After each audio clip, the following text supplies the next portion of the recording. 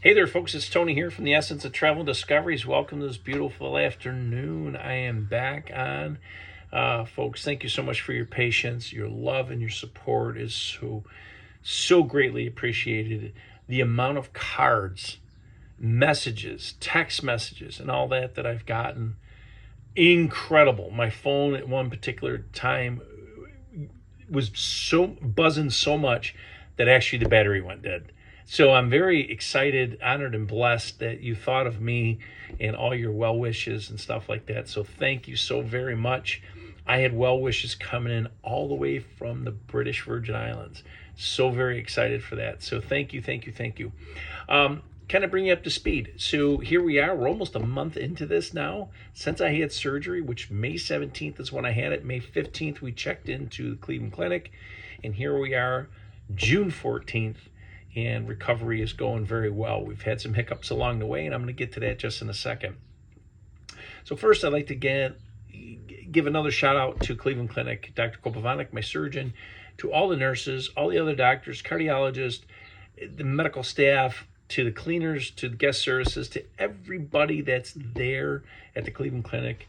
I'm so blessed and honored that we went there, and my cardiologist here in Buffalo highly recommended Cleveland Clinic that we go there. So glad we did a fantastic job. So let's kind of bring you back a little bit. So on Wednesday, the 15th of May, when we went in there and we did all those tests, everything went very well. Friday morning, we checked in at the Cleveland Clinic to be admitted. I was there at 4:30, 4:45 in the morning. Got checked in. My wife got a pager to let her know everything was going on step by step. They wheeled me back. They took me back into the prep area. I got prepped for surgery. My wife came back. I was able to spend some time with her, and then they wheeled me into the OR. And when they're wheeling me in there, I'm not nervous because I was very relaxed. And Dr. Kopovanik, my surgeon, was there, and he says, all right, what kind of wine do you like? I said, Cabernet Sauvignon. He goes, all right, we're going to flow that through your veins. I said, thank you. He says, what music do you like? I said, I like classical. So he turned on some classical. Now, it doesn't mean they didn't change it after they put me to sleep. However, at least for that moment, it was just so relaxing. So he put me at ease. Every one of the team members introduced themselves, explain their specialty of what they're doing, how it's going to affect me, the after effects, and it went relatively quick. There was about 16 people in that room. I was on an elevated platform. It's white everywhere, so you could just imagine it's a little unsettling, but at the same time, they take very good care of you. So they put me under.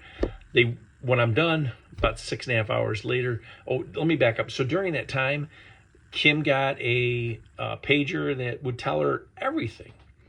It would tell her when I'm being wheeled, when I was being wheeled in for surgery. Then it would say major surgery has started, and then there's this long gap of time. She said it was about 4 to 5 hours where there was no information whatsoever. So even though they said to her in the beginning, it's about a 6-hour surgery, she was still nervous.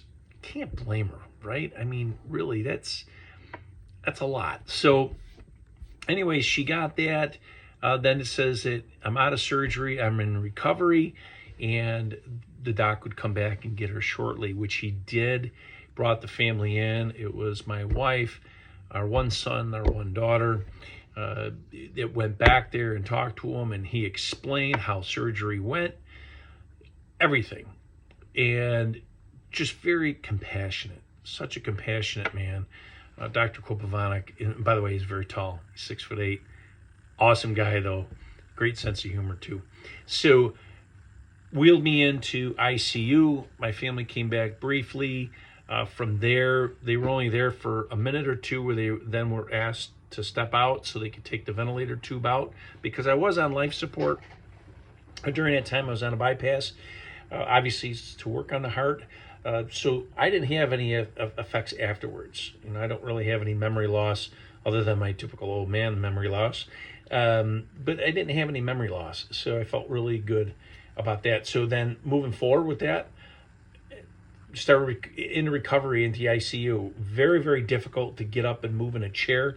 They want you to move right away. It would take 40 to 45 minutes sometimes to move me into a chair because of all the tubes and everything else, chest tube, neck tube, catheter, everything. So anyways, I quickly progressed through that, but I was in AFib. So if you're not familiar with AFib, AFib is basically a fluttering of the heart, where the heart is not in sync with one another, palpitations, all that. That could lead to stroke or blood clots, which causes stroke, heart attack, and unfortunately death. So they want to make sure they get to that right away, which they did. Cardioverted me 3 times. Felt great. Boom, I'm down over into the other wing of the hospital, which is the step-down wing, recovering well, struggling with a little pain, but doing better. Got out, walked, did a lot of walking, and then I was discharged. From there, came home, everything was fine.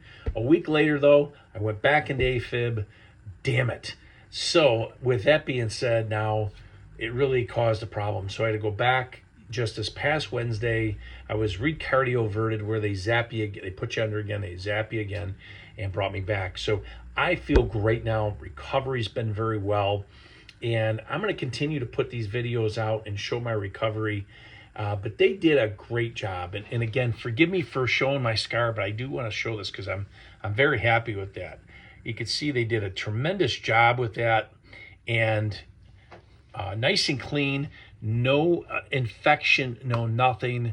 And I feel great. So eating well, I have to watch what I eat. Can't drive for a few more weeks yet. So much going on here, but I'm getting back. So now I'm back to work. I'm uploading this film. So I wanted to give you an update. So again, thank you so very much for all your support, all your love, and all your prayers. I'll tell you, you've really made my day. And a special shout out to 2 additional people. Karl Watson, who you can go see him on YouTube, stuff like that. He's an influencer, he's a videographer, he's a YouTuber, travels all over the world. Just absolutely incredible individual. It got me through so much with watching the beautiful videos. And also Trout and Coffee. If you get a chance, slide over and see Kyle Dempsey on that too. He lives in Massachusetts. About his personal story. Incredible people. So had a lot of time to meditate and a lot of time to pray, and now I'm recovering and doing well. So folks, take care of yourself. Eat well, exercise. You get pains, go see the doctor. Don't wait around for this, but enjoy this beautiful life. We're only given it once. Politics, debates, anger, stress, there's no room for it. Toxicity, don't bother. Spend time. Be generous with your time. Love your friends, love your family. If you have a spouse, love them to death. If you got kids, hug them as much as you possibly can. They'll probably get pissed after a while. You hug them too much, but too bad. So anyways, folks, thank you so very much. I really appreciate it. Stay tuned for some incredible content above and beyond this stuff here. This is part of my journey, but so much is coming up and so excited to share with you. Stay safe. May God bless you every day. I love you. Thank you very much. Talk to you soon.